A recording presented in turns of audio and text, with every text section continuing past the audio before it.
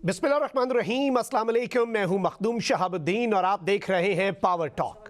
नाज़रीन इकराम, दारुल हुकूमत में कल मुस्कुराहटों के तबादले हुए, कैमरों ने हाथ मिलाने के जाविये महफूज किए और जमहूरी तसलसल की बात यूं की गई जैसे निज़ाम ने खुद अपने शीशे में झांक कर तसल्ली कर ली हो।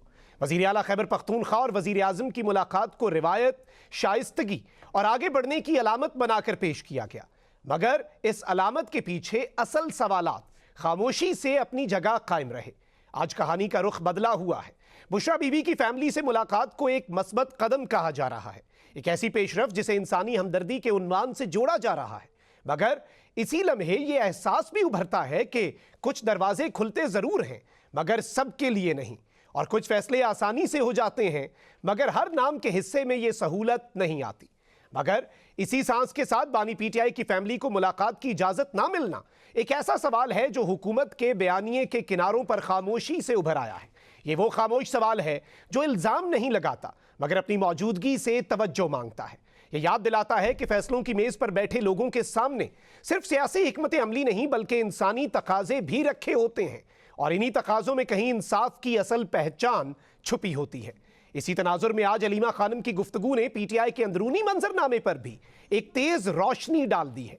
जब एक जमात बैरूनी दबाव, कानूनी रुकावटों और एहतजाजी सियासत के दहाने पर खड़ी हो तो उसके अंदर उठने वाली दरारें महज इख्तलाफ नहीं रहती बल्कि कमजोरी की अलामत बन जाती हैं। सवाल यह है कि बानी से मुलाकात ना होने, बयानिए की कशमकश और शख्सी इल्जामात की इस फजा में फायदा किसका है और नुकसान किसके हिस्से में आ रहा है, क्योंकि तारीख बताती है कि सियासी जमातें अक्सर अंदर से ही हारी जाती हैं, बाहर से नहीं। बानी पीटीआई के इलाज से मुतालिक अलीमा खानम के मौक़िफ़ ने मामले को एक नए मोड़ पर ला खड़ा किया है।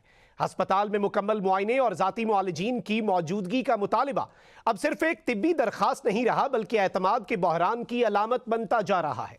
हुकूमत के लिए ये लम्हा महज इंतजामी फैसला करने का नहीं बल्कि यह दिखाने का भी है कि ताकत और इख्तियार के बावजूद शफाफियत और हमदर्दी अभी निज़ाम का हिस्सा है या नहीं, क्योंकि इलाज पर शकूक सियासत को और ज्यादा तल्ख बना देते हैं। उधर 8 फरवरी का दिन करीब आ रहा है और पीटीआई के एहतजाज के ऐलान ने फजा में एक नई बेचैनी घोल दी है।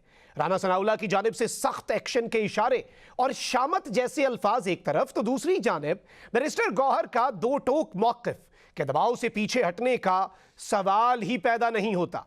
इस बीच शेर अफजल मरवत का लहजा भी इसी समत इशारा करता है कि यह मामला वक्ती नहीं बल्कि एक तवील सियासी कशमकश का हिस्सा है, जहां हर फरीक अपनी हद तक जाने को तैयार दिखाई देता है।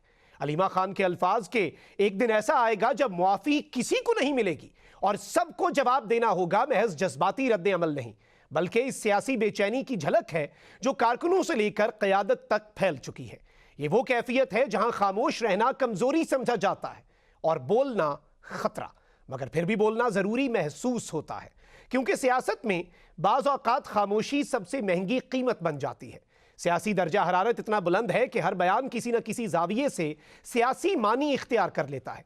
यूं लगता है जैसे हर मसला एक दूसरे में गुंथ चुका हो और कोई एक धागा खींचो तो पूरी गठड़ी हिलने लगती है। आखिरकार आज की सियासत किसी एक खबर, एक मुलाकात या एक एहतजाज का नाम नहीं रही। ये एक मुसलसल बहाव है जिसमें मुलाकातें भी पैगाम देती हैं और मुलाकातों का ना होना भी। बानी की सेहत, फैमिली की मुलाकातें, पार्टी की अंदरूनी लड़ाइयाँ और आने वाला एहतजाज सब मिलकर एक ऐसी कहानी बना रहे हैं जो अभी अपने फैसला कुन मोड़ तक नहीं पहुंची। ये वो लम्हा है जहां सवालात ज्यादा हैं, यकीन कम, और मंजरनामा इस कदर मुतहर्रिक है कि हर आने वाला दिन पिछले दिन से मुख्तलिफ दिखाई देता है, और यही इस सियासत की असल पहचान बन चुका है।